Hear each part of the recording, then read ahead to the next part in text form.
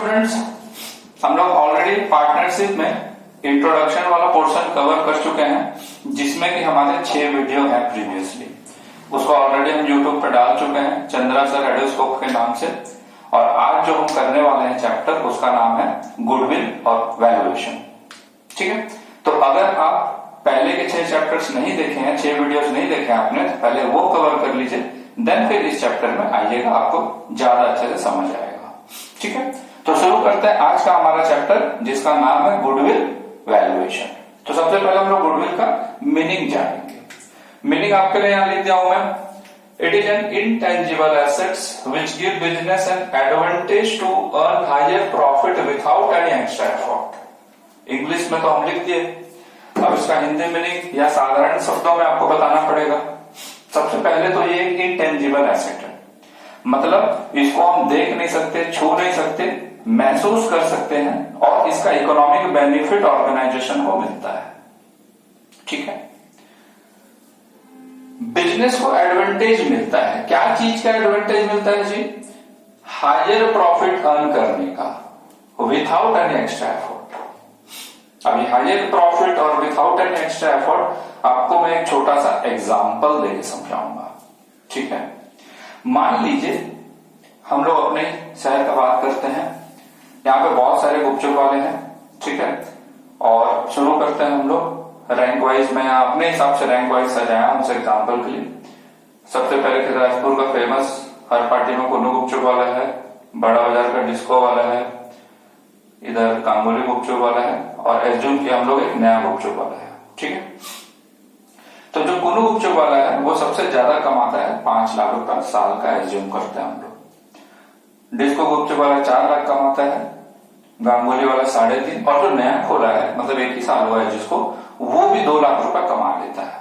ठीक है, अब हम लोग जानते हैं इनका जो बिजनेस है वो मतलब आइडेंटिकल ही है, आइडेंटिकल सेम ही है, बना के वही प्रोडक्ट देते हैं, लेकिन कोई एक कमा रहा है ज्यादा और कोई एक बंदा कमा रहा है कम। ऑब्वियसली बोलोगे सर वो तो नया है, मार्केट में भी नया है, तो ऑब्वियसली उसको जानते कम लोग हैं, कम लोग जानते हैं तो सेल भी थोड़ा कम ही होगा, मेहनत ज्यादा करना पड़ेगा उसको। और इनका जो ज्यादा बिकने का कारण क्या है? इनका ज्यादा बिकने का कारण ये है कि ये मार्केट में ऑलरेडी वेल एस्टेब्लिश्ड है, इन्होंने खुद को प्रूव कर दिया है इस फील्ड में कि ये बेस्ट है। ठीक, इसीलिए विथआउट एनी एक्स्ट्रा एफर्ट ये लोग ज्यादा कमा लेते हैं। आप एक छोटा सा ये रेड कलर का लाइन दिख रहा होगा आपको, एक ये हम लोग ने 2 लाख वाला जो है ना आदमी, उसी को बेस करके लाइन बनाया है। मतलब इन लोग का जो इंडस्ट्री है, मतलब इन लोग का जो लाइन ऑफ बिजनेस है, वो लाइन ऑफ बिजनेस में हम मान लेते हैं कि अगर 1 साल 2 साल पुराना कोई भी बंदा है तो वो नॉर्मली 2 लाख रुपया कमा सकता है इस बिजनेस में। ठीक है, लेकिन कुन्नू गुपचुप वाला कमाता है 5 लाख, मतलब नॉर्मल बिजनेस से काफी ज्यादा, नॉर्मल रेट ऑफ रिटर्न या नॉर्मल प्रॉफिट से बहुत ज्यादा कमाता है। ठीक है, वैसे ये जितना सेटेड पोर्शन दिख रहा है वो एक्स्ट्रा प्रॉफिट है। इन बिजनेस का क्या है? एक्स्ट्रा प्रॉफिट है। और क्यों है ये एक्स्ट्रा प्रॉफिट? क्योंकि इनको एडवांटेज मिल रहा है। किस चीज का एडवांटेज मिल रहा है? मार्केट में बहुत साल से बने हुए हैं उसका एडवांटेज मिल रहा है। ठीक है, अकाउंट्स की भाषा में हमारे इस चैप्टर्स में इसको क्या नाम देते हैं? इसको नाम देते हैं नॉर्मल प्रॉफिट। क्या नाम देते हैं? Normal profit. और ये जो एक्स्ट्रा प्रॉफिट दिख रहा है ना यहां से यहां तक, इसको नाम देते हैं सुपर प्रॉफिट। क्या नाम देंगे इसको? Super profit. और गुडविल मतलब ये जितना एक्स्ट्रा सुपर प्रॉफिट कमा रहे हैं, this is only due to goodwill. एक चीज और बता दूं कि ये गुडविल वाला जो इंटेंजिबल टर्म है, ये जो एसोसिएटेड होता है गुडविल, वो टाइम के साथ चेंज भी होते रहता है। जरूरी नहीं है कि ये हमेशा टॉप पे रहेगा या ये हमेशा लास्ट पे रहेगा। हो सकता है अगले 3-4 साल में आने वाले में इसने अपना क्वालिटी गिरा दिया और इसने बढ़ा दिया, रैंकिंग चेंज हो जाएगा और इसके प्रॉफिट्स बढ़ जाएंगे। ठीक है, तो गुडविल का जो वैल्यूएशन करता है कोई भी वैल्यूअर, वो क्या करता है?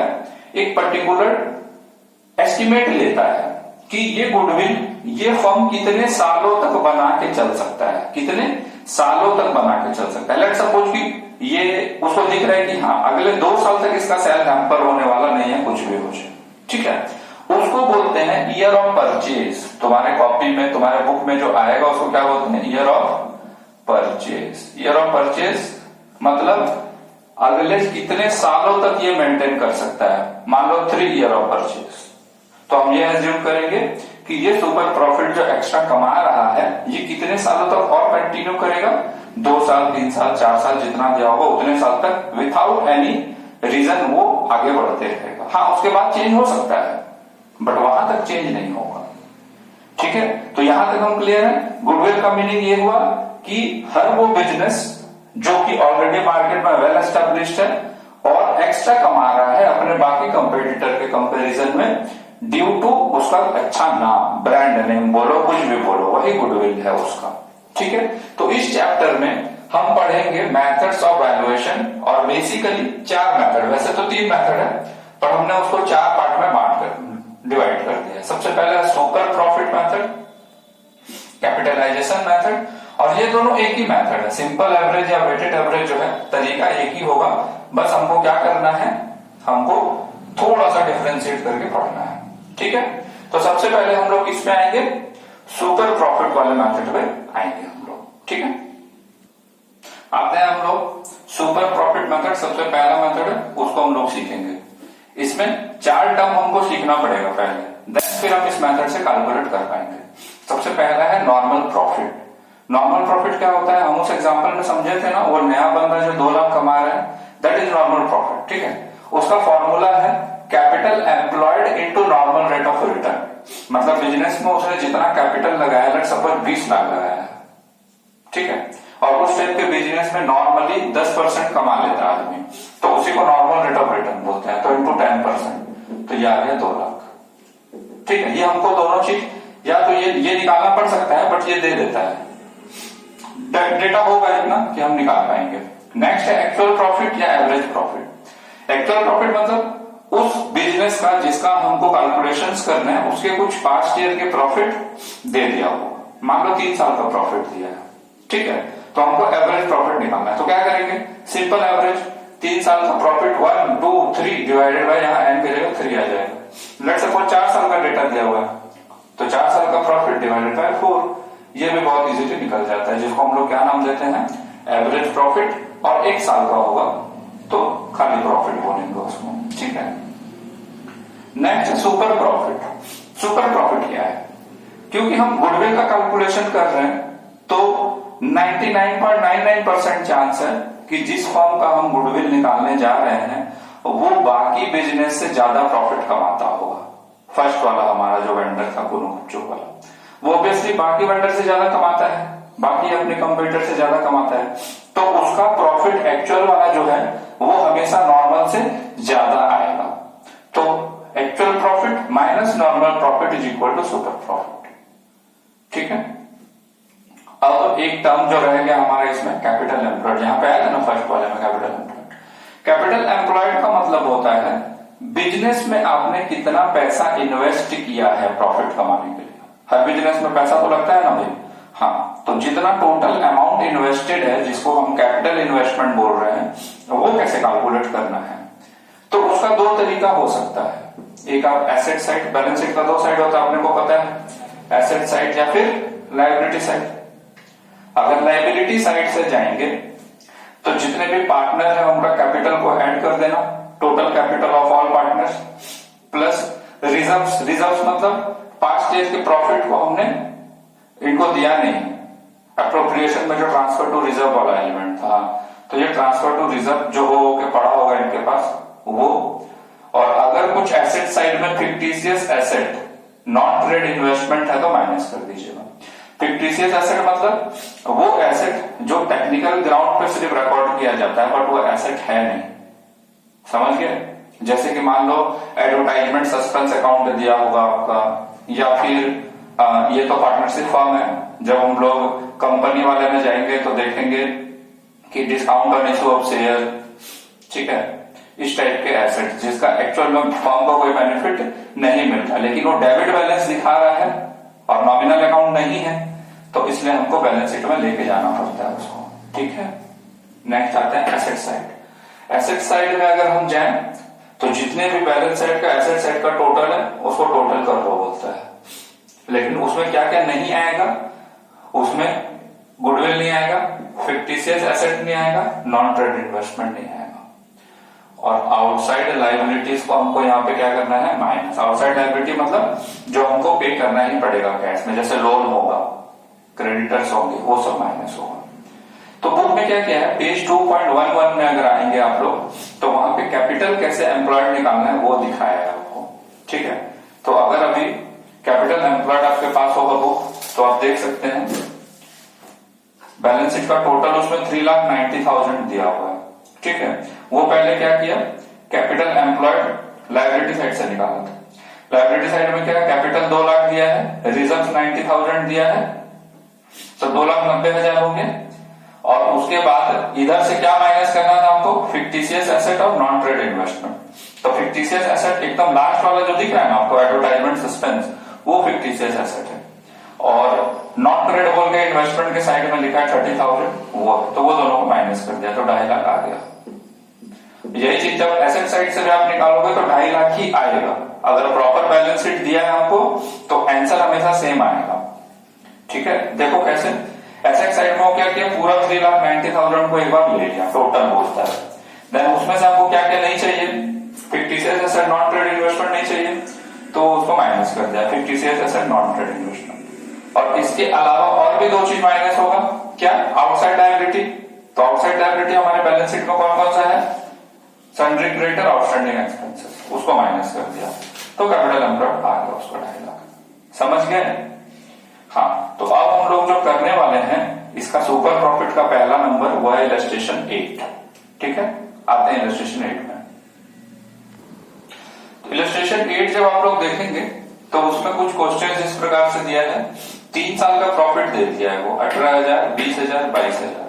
ठीक है, और क्वेश्चन में दिया है कि कैपिटल एम्प्लॉयड है और उसका नॉर्मल रेट ऑफ रिटर्न दे दिया है। और क्वेश्चन का लास्ट लाइन जब आप लोग देखेंगे तो उसमें लिखा है ईयर ऑफ परचेज, उसके बारे में थोड़ी देर बाद डिस्कशन करते हैं। तो सबसे पहले हमारा काम होता है एवरेज प्रॉफिट निकालना। एवरेज प्रॉफिट सिंपल है एकदम, एवरेज ही निकालना है, 5 क्लास का मैथ है इसमें बस। 18,000, 20,000, 22,000 को तीनों को प्लस करके डिवाइडेड बाय कितना साल है, 3 साल है, तो डिवाइडेड बाय 3 कर दी, ये आ गया 20,000 हमारा। इसका क्या नाम दिए, एवरेज प्रॉफिट, मतलब ये एक्चुअल प्रॉफिट है हमारा जो हम कमा चुके हैं। नॉर्मल प्रॉफिट का डिटेल दे दिया है, यहाँ पे कैपिटल एम्प्लॉयड निकालना नहीं है, क्वेश्चन में दे दिया है कितना है, 60,000।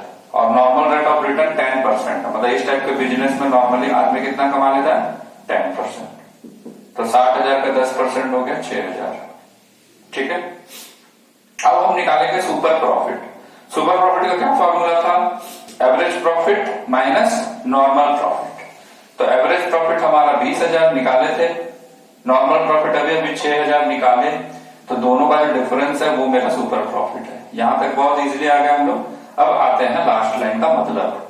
3 ईयर ऑफ परचेज का मतलब होता है कि इस टाइप के या इस पर्टिकुलर बिजनेस जो है वो क्या करेगा, 3 साल तक इसको मेंटेन कर सकता है। 3 साल तक अपना गुडविल को मेंटेन कर सकता है, दिख रहा है कि 3 साल तक कुछ तो अपने डिस्कशन किए लोग सब। तो यहाँ पे उसके बारे में एकदम अगर डिटेल नहीं भी जाए हम लोग, तो बस इतना जानना है कि सुपर प्रॉफिट का 3 गुना इस क्वेश्चन में कितना होगा, उसका अगर हम ट्रांसलेट करें हमारी भाषा में, इजी लैंग्वेज में, तो वो ये बोलना चाहता है कि जितना भी आपका सुपर प्रॉफिट निकलेगा उसको आप 3 गुना कर लीजिए, मतलब 3 टाइम्स कर लीजिए, आपका गुडविल उतना ही होगा। 3 ईयर ऑफ परचेज का ये मतलब होता है। वहां 4 दिया होता तो 4 इंटू करते, तो गुडविल का कैसे निकलेगा, super profit into year of purchase. तो सुपर प्रॉफिट 14,000 है, 3 हमारा ईयर ऑफ परचेज है, 42,000 हमारा गुडविल आ गया। ठीक है, अब हम एक और नंबर करेंगे, illustration 9।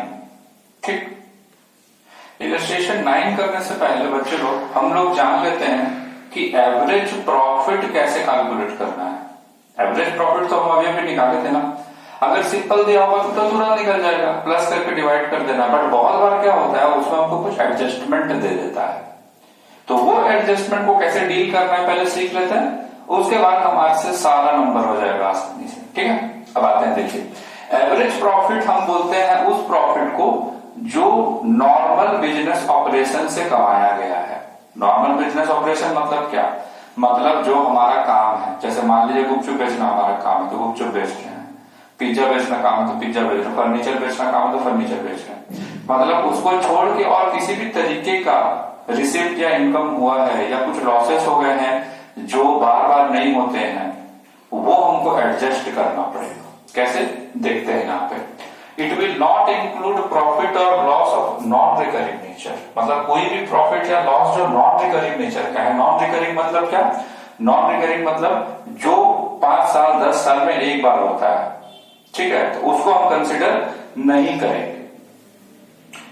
If profit include any such item we need to adjust the profit. मतलब हमको क्वेश्चन में जो प्रॉफिट दिया होगा वो ये सबको इंक्लूड करके दे दिया होगा, लेकिन हमको तो पता है उसको एडजस्ट करना पड़ेगा हमको। तो कैसे एडजस्ट करेंगे उसका एक छोटा सा फॉर्मेट बनाए हैं हम, ठीक है। सबसे पहले हमको नेट प्रॉफिट ले लेना है जो क्वेश्चन में हमको दिया हुआ है, ठीक है। अब अगर ये सब आइटम है तो क्या करना है? देखो नेट प्रॉफिट ऑलरेडी कैलकुलेट हो चुका है ना। अब अगर उसमें कोई लॉस है, अब यहाँ पे आप बोलोगे कि सर एबनॉर्मल लॉस को ऐड क्यों किए हो? अगर नेट प्रॉफिट निकाले हैं एबनॉर्मल लॉस को एडजस्ट करके, तो यहाँ एक छोटा सा हम पीएल का प्रॉफिट का फॉर्मेट बनाते हैं। यहाँ पे मान लो मेरा नेट ग्रॉस प्रॉफिट 20,000 था और यहाँ पे मेरा एक एबनॉर्मल एक्सपेंसेस था 12,000 का और नॉर्मल एक्सपेंसेस था 3,000 का। तो नेट प्रॉफिट कितना आया होगा? 5,000, है ना। अब अगर ये डेबिट नहीं होता, ये डेबिट नहीं होता तो मेरा प्रॉफिट होता 17,000, लेकिन ये 12,000 डेबिट होने की वजह से मेरा प्रॉफिट कितना आया है? 5,000। और मेरे को तो इसको कंसिडर करना ही नहीं है। कंसिडर करना है या नहीं करना है? तो इसीलिए ये 5,000 में इसको क्या करना पड़ेगा? ऐड करना पड़ेगा। मतलब हमको उल्टा जाना पड़ेगा। लॉसेस और एक्सपेंसेस जो डेबिट साइड में आते हैं उनको ऐड करना पड़ेगा, और इनकम जो नहीं आने चाहिए थे आ गए हैं, क्योंकि वो इनकम को ऑलरेडी बढ़ा चुके होंगे इधर आके, इसीलिए उसको माइनस करना पड़ेगा। समझ गए कि इनकम को क्यों माइनस कर रहे हैं और लॉस को क्यों ऐड कर रहे हैं? मतलब हर वो चीज जिससे प्रॉफिट घट गया होगा उसको हम ऐड करेंगे, और हर वो चीज जिससे प्रॉफिट बढ़ गया होगा उसको माइनस करेंगे। यहाँ पे देखो वैसे ही फॉर दिया, over valuation of opening stock या under valuation of closing stock. अब समझ लो, हम लोग इसी फॉर्मेट में कंटिन्यू करते हैं। यहाँ पे मान लीजिए हम सब कुछ छोड़ दीजिए, क्लोजिंग स्टॉक लिख दिए हैं 1 लाख। हमको क्लोजिंग स्टॉक लिखना था 1.5 लाख, हम गलती से कितना लिख दिए? 1 लाख। तो बताओ मेरे को, इधर अगर हम 1 लाख 1.5 की जगह लिखे हैं तो यहाँ पे जो मेरा प्रॉफिट निकलेगा 50,000 से कम निकलेगा कि नहीं निकलेगा? निकला होगा ऑब्वियसली, क्योंकि यहाँ 1.5 लाख लिखते तो प्रॉफिट इधर बढ़ता, क्योंकि यहाँ 1 लाख लिखे हैं तो प्रॉफिट घट गया, ठीक है ना। ये तो गलती था, तो गलती सुधारना है हमको। तो क्या करेंगे? Under valuation of closing stock होगा तो ऐड करेंगे, लेकिन ओपनिंग स्टॉक तो डेबिट साइड में आता है। और अगर ओपनिंग स्टॉक को अंडर वैल्यू मतलब कम वैल्यू करते हैं, यहाँ पे मान लो 80,000 ओपनिंग स्टॉक लिखना चाहिए था, अब मैं लिख दिया हूं 30,000, तो 50,000 से कम लिखा हूं, है ना। 50,000 से कम लिखा हूं तो प्रॉफिट मेरा क्या हुआ होगा? बढ़ गया होगा, क्योंकि ओपनिंग स्टॉक में तो सब ये डेबिट साइड में आता है ना। इसीलिए क्लोजिंग स्टॉक का ठीक उल्टा करना है ओपनिंग स्टॉक के साथ। समझ गए? तो over valuation of opening stock बोलिए या under valuation of closing stock बोलिए, बात एक ही है, ठीक है। Non recurring expenses. Non recurring expenses मतलब जैसे आग लग गया, ठीक है, या कोई ऐसा खर्चा हुआ, loss on sale of fix asset हो गया, तो बार बार आप फिक्स एसेट बेचेंगे क्या अपना? नहीं। फिक्स एसेट तो 5 साल 10 साल में एक बार बेचेंगे जब उसका यूजलेस हो जाएगा वो, है। तो उसपे अगर बेचने के बाद लॉस हुआ है और वो डेबिट कर दिया गया है पीएल अकाउंट में, तो उस लॉस को हटाना पड़ेगा। हटाना पड़ेगा मतलब वो लॉस अगर आगे है तो प्रॉफिट में ऐड करना पड़ेगा। अब बोलता है any type of expenses wrongly debited. कई बार हम अकाउंटिंग एरर कर देते हैं। एरर रेक्टिफिकेशन में पढ़े हैं ना कि मशीन इंस्टॉल करते समय जो वेजेस पे किए थे वो wages account debited to cash कर दिए थे, जबकि वो मशीन का वैल्यू में ऐड होना चाहिए था। एंट्री होना चाहिए था मशीनरी टू कैश, एंट्री मान दिए वेजेस टू कैश, तो मशीन का वैल्यू में हैम्पर हो गया, डेप्रिसिएशन गलत आया होगा, प्लस वो वेजेस पीएल में चला गया, जबकि वेजेस पीएल में जाता ही नहीं अगर हम मशीनरी में डालते हैं, बहुत सारा इनपुट हो रहा है ना उसका। हाँ, तो उस टाइप की अगर कुछ गलतियां हुई होगी तो उसको भी हमको सुधारना है बोलता है। और जो जो हम ऊपर में ऐड किए थे नीचे में उसका उल्टा होगा तो लेस करेंगे। जैसे कि एबनॉर्मल गेन, यहाँ पे गेन आ गया होगा क्रेडिट साइड में, मान लो 20,000 का कोई एबनॉर्मल गेन आया है, फिक्स एसेट बेचे प्रॉफिट हो गया, तो इधर गेन 20,000 प्रॉफिट ऐड कर दिए होंगे हम लोग, जबकि इसको तो हमको लेना नहीं है, लेकिन ये आने के कारण प्रॉफिट क्या हुआ होगा, बढ़ गया होगा, बट हमको तो ये कंसीडर नहीं करना है, तो उसको क्या करना पड़ेगा, घटाना पड़ेगा। तो इनकम वाले साइड से सब घटेगा तो लेस हो जाएगा। Same to same over valuation of closing stock. अच्छा, मान लीजिए कि यहाँ 1 लाख जो लिखा होना होना चाहिए था, मान लो 80,000, कितना होना चाहिए था 80, बट लिख दिया हूं 1 लाख गलती से, तो इसको मैं क्या कर दिया, ओवर वैल्यू कर दिया। तो ओवर वैल्यू मतलब जितना से ओवर वैल्यू 20,000 से जो ओवर वैल्यू किया, प्रॉफिट यहाँ कितना से बढ़ गया होगा, 20,000 से बढ़ा होगा ना, लेकिन हमको तो वो वाला नहीं चाहिए, तो एडजस्ट करने के लिए क्या करना पड़ेगा, लेस करना पड़ेगा। तो क्लोजिंग स्टॉक, तो माइंड में आपको बस इतना रखना है कि जो भी क्वेश्चन में एडजस्टमेंट दिया है उसका प्रॉफिट पे क्या इंपैक्ट पड़ रहा है, समझ गए। अगर उससे प्रॉफिट बढ़ गया है, गलती से बढ़ गया है, नहीं बढ़ना चाहिए था, तो लेस करेंगे। अगर प्रॉफिट घट गया है उसके कारण, तो उस अमाउंट को ऐड करेंगे, समझ गए। नॉन रिकरिंग इनकम कुछ होगा तो उसको भी माइनस कर दीजिएगा बोलता है। अब अगर ये समझ गए तब फिर हम इलस्ट्रेशन 9 करेंगे, ठीक है। इलस्ट्रेशन 9 आते हैं, आपके बुक में हो सकता है 2.13 2.14 के आसपास में होगा। क्वेश्चन का स्टार्टिंग बोल दे रहा हूं मैं, Alok and Akash are partner in Messrs Mega Enterprises, ठीक है। उसमें 5 साल का प्रॉफिट दिया हुआ है आपका, 2 लाख 170 2 10 2 3 2 50 ऐसे करके दे दिया। और बोला है, जब ब्रैकेट में आप देखेंगे तो फर्स्ट ईयर का ब्रैकेट में लिखा हुआ है कि फिक्स एसेट उसने बेचा है और उसको गेन हुआ, कितना का गेन हुआ है भाई, 25,000 का। और सेकंड वाले ब्रैकेट में लिखता है कि कुछ लॉस हो गया भैया उसको 50,000 का। अब हम उसको ना सोचते हैं क्या करना है, हम लोग फॉर्मूला पे नहीं जाते हैं, हम डायरेक्ट ऐसे ही देखते हैं क्या कर सकते हैं, ठीक है। तो 25,000 का प्रॉफिट बोलता है हो गया था, तो अगर प्रॉफिट हुआ था तो हमको बस ये इस डायरेक्शन में सोचना है, प्रॉफिट हुआ था तो क्या हुआ होगा, प्रॉफिट बढ़ गया होगा ना, तो हमको क्या करना है, घटा देना है। अच्छा, लॉस हुआ था तो लॉस तो डेबिट होता है, लॉस अगर डेबिट हुआ होगा तो प्रॉफिट घट गया होगा तो अपने को वापस से उसको बढ़ाना है। इस डायरेक्शन में सोचोगे, कोई फॉर्मूला का जरूरत नहीं पड़ेगा, ठीक है। तो 25,000 हो गया हमारा लेस, 50,000 हो गया, बाकी तीनों साल में कोई एडजस्टमेंट नहीं दिया है, इसीलिए हम लोग क्या किए, साइड में एक कॉलम बना एडजस्टेड प्रॉफिट का, ठीक है। अब ये 5 साल का लेके प्रॉफिट हम एवरेज निकाल लिए डिवाइडेड बाय 5 करके, तो 2,17,000 हमारा एवरेज प्रॉफिट आ गया। बस ये 2 एडजस्टमेंट एक्स्ट्रा था वो हम कर दिए, 2,17,000 आ गया। नॉर्मल प्रॉफिट निकालना बहुत इजी है, 15 लाख रुपए आपको कैपिटल एम्प्लॉयड दिया है और नॉर्मल रेट ऑफ रिटर्न यानी हमेशा दे देता है 10%, तो 15 लाख और 10% जो भी दिया है मतलब उसको बस मल्टीप्लाई कर देना है। 15 लाख दिया है, 10% दिया, इंटू कर दिया, अलग अलग हो सकता है क्वेश्चन वाइज, 1.5 लाख। अब हमारा थर्ड स्टेप हमेशा क्या होता है, ये जो ऊपर में एवरेज प्रॉफिट निकला था उसको किससे माइनस करना होता है, नॉर्मल प्रॉफिट से। तो क्या आता है हमारा सुपर प्रॉफिट, तो 2,17,000 माइनस 1.5 लाख, ये तो 67, मतलब ये वो एक्स्ट्रा कमाता है। सुपर प्रॉफिट मतलब ये वो एक्स्ट्रा कमा लेता है बाकी कंपेटर के कंपेरिजन में। अब गुडविल निकालने का फॉर्मूला क्या था इस मेथड से, super profit into year of purchase. Year of purchase यहाँ पे 3 दिया है, तो सुपर प्रॉफिट को 3 के साथ मल्टीप्लाई किए, 2,01,000, ये हमारा आंसर है, ठीक है। तो इस मेथड में और भी इलस्ट्रेशन है, आप लोग करिएगा। इसके बाद हम लोग नेक्स्ट दूसरा मेथड शुरू करने जा रहे हैं, एवरेज प्रॉफिट मेथड।